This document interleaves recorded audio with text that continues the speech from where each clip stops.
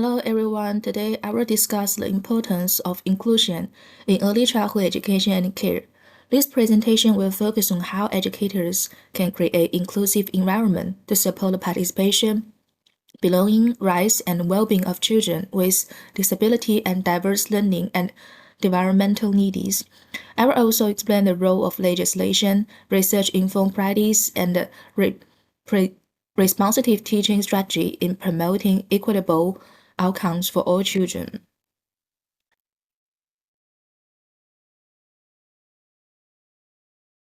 The inclusion in early childhood education means creating environment where every child can participate meaningfully regardless of ability, cultural, language, behavior, or developmental difference. And inclusive education is not simple about putting children in the same classroom.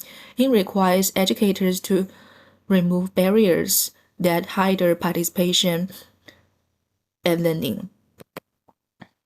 Advocating for inclusion is important because exclusion negatively impacts children's development, identity, and sense of belonging.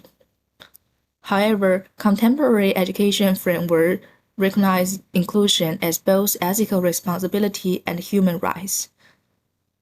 Inclusion also benefits society because it challenges stereotypes and teaches children to value diversity from an early age. In Australia, inclusive education practices are strongly supported by legislative and policy framework. For example, the CRPT states that children with disability have the same rights as the children and should participate fully in society. And the Disability Discrimination Act also protects children from exclusion and discrimination in education setting. In addition, the NQF and EYLF require educators to provide inclusive learning environment that support participation. So these frameworks demonstrate that inclusion is not optional, it's a professional, ethical, and legal responsibility for educators.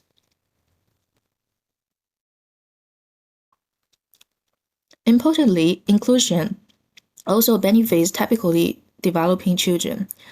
The research demonstrates that children in inclusive classrooms develop greater appreciation for diversity and greater attitude for diversity, positive attitude toward others. So inclusion should not be viewed as benefiting only one group for children. Inclusive practice create richer learning community for everyone.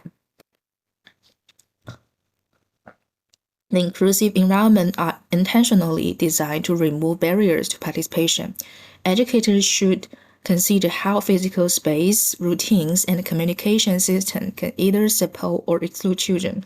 For example, children with autism may experience scenario overload in noise environment, so creating calm scenario space and using critical routines can reduce anxiety and support participation.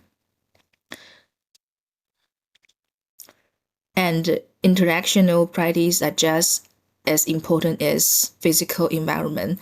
Educators play a critical role in building exclusive relationships and supporting children's learning.